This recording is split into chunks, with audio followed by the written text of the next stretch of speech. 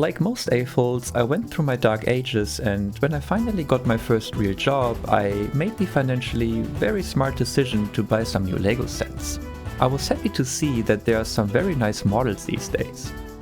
Compared to vintage sets on the second-hand market, the new ones have way more pieces and therefore more build time, more details, and obviously would be in new condition at a comparable price point.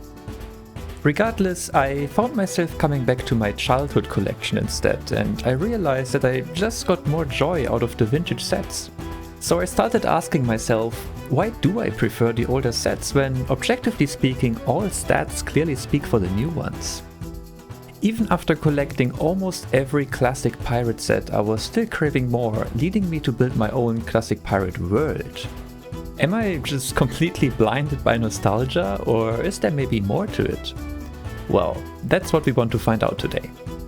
This is Stefan, and I want to take you on my journey exploring the design language of classic LEGO pirates.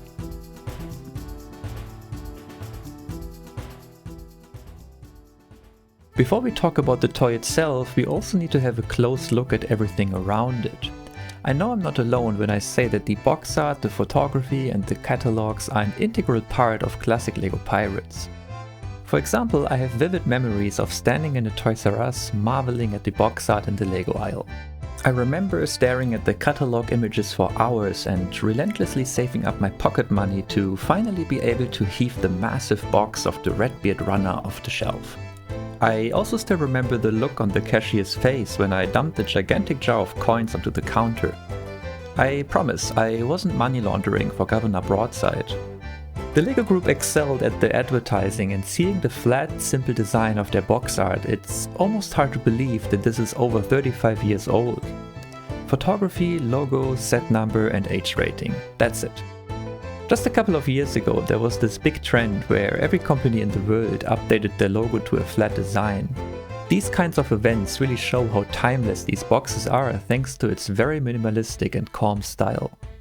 With the introduction of the system line, the themes were also color-coded, which made them immediately identifiable. Town was blue, castle orange and pirates purple. Why were pirates purple? I have no idea. It's not at all a typical pirate's color, but the thing is, it doesn't really matter because the LEGO Group made very good use of the idea that form follows function. It's a 20th century design principle and a key differentiator between art and design. Art can be whatever you want it to be, but good design supports a function. It's not primarily meant to look pretty, but it should serve a purpose. And that's exactly what's going on here. It doesn't matter at all if pirates are purple, green, pink or crimson red.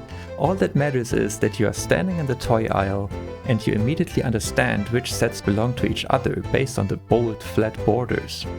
X marks the spot, as they say. Another application of the form follows function principle is the rebuildability. Nowadays, the LEGO Group has a special line called Creator 3-in-1 that showcases this idea. Back then, it didn't require a special line, it was promoted with every set. For one thing, the back of the box featured alternative builds. However, it wasn't just self-contained. The Islanders sub-theme is an extreme example where specific parts of a build reappear across sets with only some or even no alteration.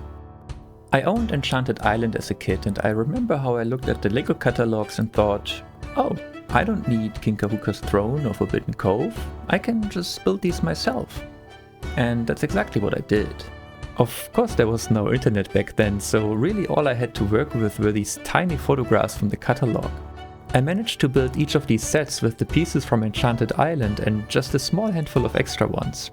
I felt like a genius and thought I tricked the system and didn't have to beg my parents to get me more Islander sets and could instead focus my persuasion efforts on other themes.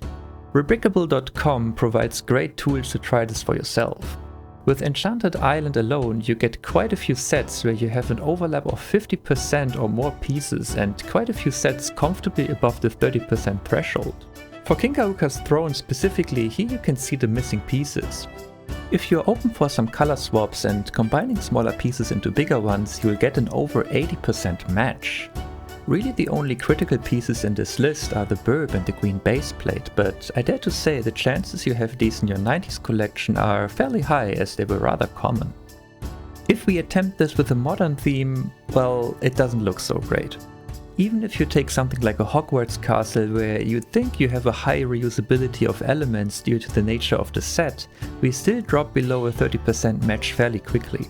The only set where we might stand a chance at recreating it is the Grand Staircase, but then you are missing the sticker sheet for the gallery, which is kind of the point of the set, and without it, the result would be a bit lackluster. This experiment demonstrates the shift in priorities for the LEGO Group. Back then they used the form by creating repetition across several sets to support the function of being able to build other models. Nowadays it's the other way around, where they tend to prioritize a good looking and often unique set and therefore making it harder for kids to build anything else out of it. The LEGO Group always faced a bit of a dilemma with their toys. Clearly they wanted to make them exciting, but at the same time it always had to be suitable for kids. For example, they tried to avoid any sort of conflict in space. It was always about exploration. The police in town didn't have any weapons, but pirates proved to be a bit of a challenge. How can you have pirates without guns, skulls and bones? Niels Milan Pedersen, who was responsible for the complete first wave of LEGO Pirates, thought the same. For example, he had to convince the second generation owner that there has to be a skull on the pirate flag. Quote, "I had so many problems making the pirate flag. Gottfried actually told us, you are not allowed to make a skull and crossbones because that will scare the kids." Luckily I had made the smiling skull. I really tried to make it as funny and as happy looking as you can make a skull. Comparing the Jolly Roger from all 4 pirate lines, there is an interesting evolution. This might be a bit subjective, but if we plot a line on the friendliness scale, I would do something like this. The second one is by far the most cartoonish for me. Even though the furrowed eyebrows are meant to make him look scary, ironically it has the opposite effect on me. Just the inclusion of eyebrows at all on the skull already makes him look more anthropomorphic and thus a bit silly. The one from the 2015 wave, however, genuinely looks insidious. The way his eyes are formed and the smile tells me whoever is flying this flag has some evil plans for their captives. The last one is much closer to the original, but the skull has a more minifig-like head shape, which I quite like because it makes for a more consistent universe. Nonetheless, I would rate it slightly happier than the original. I think the protruding cheekbones on the first and the third one play a big role in conveying the idea of missing flesh. Seeing the different Jolly Rogers side by side like this emphasizes how much graphic design matters. Even the smallest changes can have a big impact on how we perceive the overall product. I find the LEGO Group did a pretty good job with the classic pirates, translating a rather gruesome subject into something that's kids friendly, sometimes on the verge of being goofy, yet never overly childish. Coming back to the box art, the minimalistic flat design is in direct contrast to the rich photography. We will see many more examples where the LEGO Group used contrast to elevate their designs, but as far as the photography is concerned, I think it plays an important part in walking that fine line of portraying the subject right. Comparing Shipwreck Island from 1989 and Loot Island from 2009, it illustrates the difference very well. Despite the fact that the LEGO Group transitioned from photography to digital art, there's just a very different energy to it. The dreamy colors of 6260 evoke very different emotions compared to the bright ocean and cartoony whitewater in 6241. Even if the toy ends up on the floor and the box in the trash, in your head you are subconsciously still painting the world around it, especially if you already spent hours staring at the catalog images that were done in the exact same style. Yes, Shipwrecked Island has bold colors, a super happy skull, a goofy monkey with humanoid arms and legs. Heck, even the pirates are smiling. But I think you're probably still going to perceive the set as less cartoonish compared to more recent pirate waves, in part because of the way it was presented to you before you build it. Bunt ist meine Lieblingsfarbe. Walter Gropius was the founder of the Bauhaus, a progressive German art school in the 1920s and 30s. The color theory taught there was the RYB model, where red, blue and yellow are primary colors. Johannes Itten, who taught at the Bauhaus, developed this Farbkreis. Green, orange and purple were seen as secondary colors that could be mixed by combining two of the primary colors. If you look at LEGO sets from the 70s and 80s, you will see how strongly they utilized this color theory for the designs. Spaceships, for example, weren't all white and grey, they were in large parts blue and yellow. Another influential figure I want to bring up is Piet Mondriaan. Art is higher than reality and has no direct relation to reality. To approach the spiritual in art, one will make as little use as possible of reality, because reality is opposed to the spiritual. We find ourselves in the presence of an abstract art. Art should be above reality, otherwise it would have no value for man. Okay, well, the LEGO group obviously didn't go quite as far. The sets are usually grounded in reality, but the last part of this quote is what resonates with me. Take the new Game Boy set for example. Don't get me wrong, it's impressive how LEGO was able to rebuild it so closely to the real thing out of bricks. But when people ask me why I'm so fascinated by these old sets, it's how they abstracted reality rather than going above and beyond accurately replicating it. Putting one of Piet Mondriaan's famous compositions next to a basic box from the 90s, it almost looks like someone took the painting, cut it into pieces, scattered it onto the ground and click, you've got your cover shot. We are talking about color here, but Mondriaan also experimented a lot with lines and how they flow and the relationship between them. Considering the catalog of LEGO bricks back then, for the most part, horizontal and vertical were really the only directions you could go in, and finding a great composition is essential if you want to build an appealing set with these limited elements and colors. We're going to talk more extensively about building techniques later, but if you take a top-down view of Imperial Trading Post and block it out with simple shapes and colors, we've got ourselves a brand new Piet Mondriaan composition. The LEGO group staunchly adhered to this very minimalistic color palette for a surprisingly long time. Sand, for example, was represented with bright yellow, since tan was still exclusive to the Legoland park.